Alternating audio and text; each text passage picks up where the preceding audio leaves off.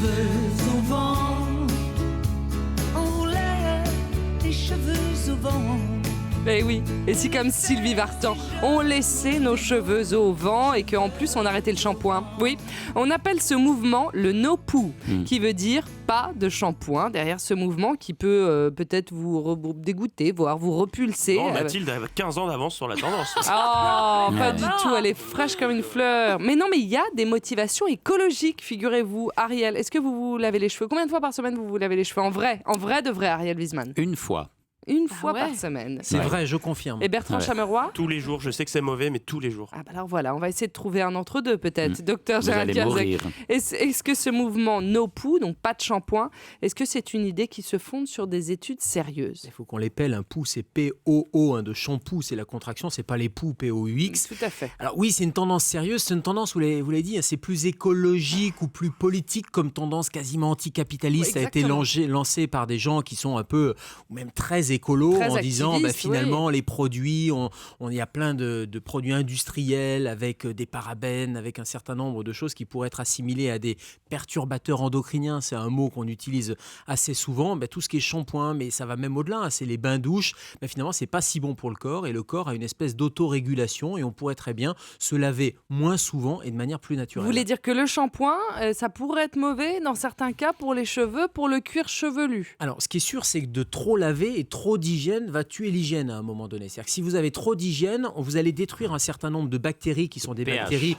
qu'on appelle, alors c'est le pH, c'est l'acidité, l'équilibre acido-basique au niveau de la peau, mais c'est aussi des bactéries. Il y a une flore bactérienne, un peu comme la flore intestinale, il y a une flore bactérienne sur la peau, sur le cuir chevelu. Et puis il y a autre chose, c'est que dans certains produits qui sont des produits très efficaces, quand vous prenez un shampoing antipelliculaire par exemple, il est efficace pour pouvoir avoir un effet anti-inflammatoire, quasiment antibactérien, sauf que cet effet qui est bien en cure courte, si vous le faites perdurer, il va complètement stériliser et détruire toutes les bactéries. Et donc, il y a un côté irritant. Et à la réaction de cette irritation, qu'est-ce qui va se passer? Vous allez sécréter, par exemple, du sébum. Donc, vous avez une espèce de cercle vicieux. C'est la graisse du cuir chevelu, de cercle vicieux avec des cheveux gras, donc potentiellement d'autres complications. Donc, vous risquez d'avoir un cuir chevelu irrité. Alors, Gérald, il faut se laver les cheveux combien de fois par semaine? Alors, entre Bertrand qui se lave tous les jours et Ariel qui se lave une fois par semaine, il y a probablement un juste milieu qu'on appelle le low poo, c'est-à-dire c'est plus du no poo, c'est plus de shampoing du tout, mais c'est plutôt une fréquence qu'on va espacer. Et c'est vrai que se laver les cheveux tous les 2-3 jours, ça paraît être quelque chose de raisonnable,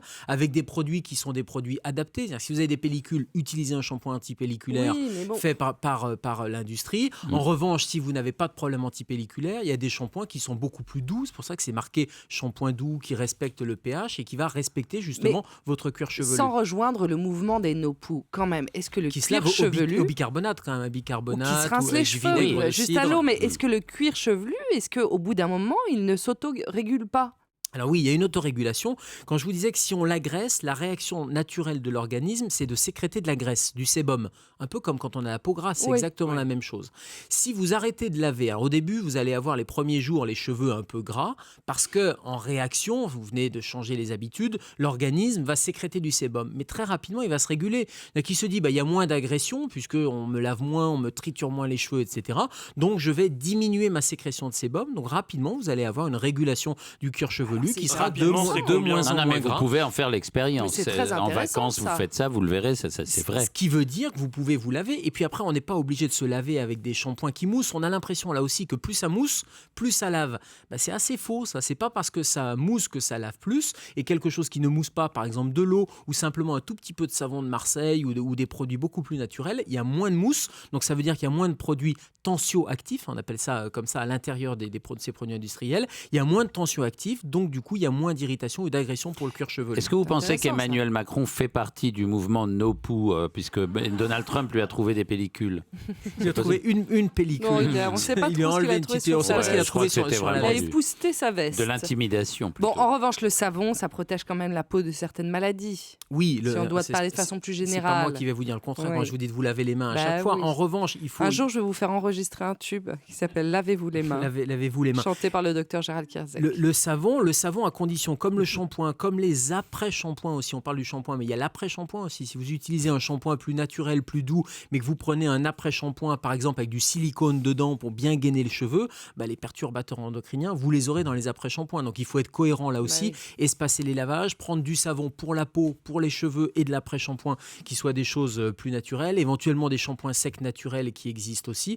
Donc je vous dis pas de moins vous lavez ou de plus vous lavez du tout, mais vraiment de réduire, de prendre des choses un peu moins toxiques. C'est pareil pour les cosmétiques, c'est pareil pour l'hygiène intime, c'est exactement les mêmes réflexes. On fait attention à quoi? On fait attention à l'étiquette, c'est-à-dire qu'on va aller regarder des produits qui sont plutôt des produits sans sulfate, sans parabènes. Ça ne veut pas forcément dire bio, c'est pas parce que c'est bio qu'il n'y a pas des choses, des perturbateurs endocriniens dedans. Donc c'est pas forcément une étiquette avec un produit marqué bio, mais en revanche, sans parabènes, sans sulfate, ça paraît être la moindre des choses. Les sulfates, c'est ce qui fait mousser en particulier. D'accord. On regarde pour les shampoings et pour les bains-douches. Sur des produits d'hygiène intime, il faut utiliser des choses qui vont respecter le pH, justement, pour éviter d'être soit trop basique, soit trop acide, au contraire, pour déséquilibrer et qui risque de déséquilibrer complètement la flore vaginale. Et sur des bains-douches, par exemple, il faut utiliser des produits naturels. Le savon de Marseille, c'est quelque chose qui est tout à fait naturel. C'est pas la peine d'aller frotter, d'aller prendre 3 douches par jour, là aussi, même si vous transpirez, c'est-à-dire qu'on peut utiliser... Les mycoses, par exemple, viennent souvent de l'excès d'hygiène. Ça vient de ce déséquilibre.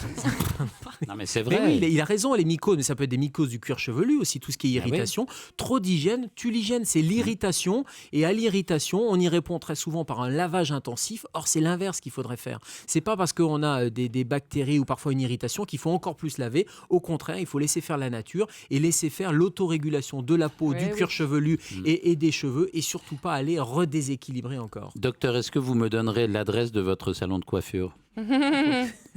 Avec un casque de moto qui m'aplatit complètement les cheveux. Cela dit, on peut finir sur une chanson pour dire au revoir, mais aussi bonjour au shampoing et au gel douche. C'est l'un des morceaux préférés, secrets d'Ariel Wiesman. Je voudrais un homme shampoing, un mal à mes petits soins, qui ne me pique pas les yeux, que j'emporte où je veux. Et oui, ça s'appelle Homme Shampoing. C'est Magali Vaé qui chante ça. Vous aimez bien cette chanson, Ariel? Vous savez que j'aime beaucoup cette chanson parce que j'ai fait un disque avec un groupe. Ah oui? Et l'album s'appelait Shampoo Victims. Et voilà. Parce que je voulais qu'on me pose la question dans les interviews. Et je répondais, vous savez, j'ai trop d'amis qui ont été victimes du shampoing. Et j'étais visionnaire. Ben voilà, vous étiez vraiment dans le mouvement No Poo, tout simplement. Merci beaucoup, docteur, d'avoir répondu à toutes nos questions. Europe 1.